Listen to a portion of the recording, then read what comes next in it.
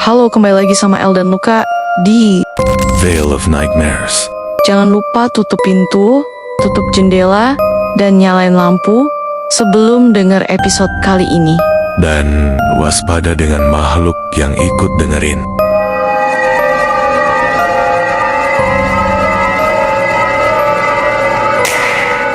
Episode kali ini, kita bakal bacain beberapa cerita nyata pendek yang masuk ke email kita. Dan seperti biasa, kita nggak akan sebut nama lengkap pengirim cerita. Kita sebut inisial aja. Pengirim cerita pertama kita sebut aja G. Malam itu aku lagi nonton TV sendirian sampai larut. Tiba-tiba adikku datang dan nanya, "Kakak, kamu belum tidur?" "Belum," jawabku singkat. Gak lama setelah itu, aku noleh ke arah kamar. Adikku udah ada di situ, lagi tiduran santai di kasur. Aku bingung, kok cepet banget dia pindah ke kamar. Tapi sebelum sempat tanya, dia justru bilang, "Kakak, kenapa nonton sama pocong?" aku langsung noleh ke samping. Dan iya, yang duduk sebelahku dari tadi itu pocong. Berarti yang tadi datang bukan adikku. Yang kedua, cerita dari W. Jam 11 malam, aku pulang kerja. Mama manggil dari dapur. "Dek, bantuin beresin dapur ya." Aku jalan ke dapur, tapi kosong. Gak ada siapa-siapa. Lampu dapur juga mati. Pas aku noleh ke ruang tamu, Mama lagi tidur pulas di sofa. Aku langsung balik ke kamar. Pas mau nutup pintu, suara dari dapur manggil lagi. Dek, kenapa nggak bantuin mama? Cerita ketiga dari F. Kemarin ibu minta bantuin beresin rumah.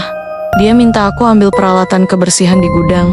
Pas aku ke gudang, aku lihat anak kecil duduk ngebelakangin di pojokan. Aku pikir itu adikku.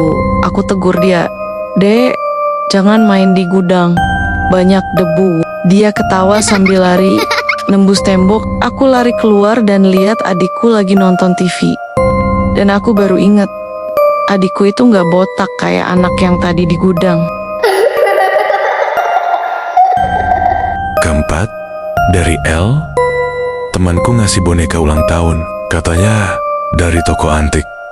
Cantik, bajunya putih, rambutnya panjang. Tapi tiap malam aku dengar suara kecil berbisik. "Ayo main denganku." Besoknya, bonekanya pindah posisi. Dan ada jejak kaki kecil penuh tanah di lantai kamarku. Terakhir, dari F. Minggu lalu aku berlibur ke rumah nenek. Dan setiap pagi, nenek suka banget nyiram tanaman. Nenek bilang dia mau ke pasar jam 5 pagi. Dan pas jam 5 pagi, waktu aku mau ke kamar mandi, lihat dari jendela ruang tamu, nenek lagi nyiram tanaman di halaman rumah. Aku tanya, "Belum berangkat ke pasar ya nenek?" Nenek gak jawab, tangannya masih nyiram satu tanaman, gak bergerak. Sampai tanaman itu kelebihan air, dan airnya tumpah. Aku samperin nenek, aku tepuk bahunya, takutnya nenek ngantuk. Makanya nyiram tanamannya gak bergerak. Nenek noleh pelan banget, dan mulutnya nganga lebar sampai ke leher. Aku teriak dan lari masuk rumah.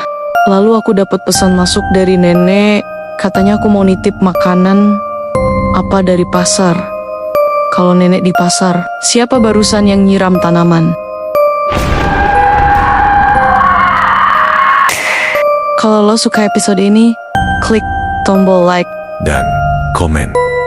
Cerita mana yang bikin lo merinding? Kirim juga cerita lo ke email kita di veilofnightmarestorytelling@gmail.com. dan subscribe buat cerita-cerita lainnya yang bikin lo mimpi buruk.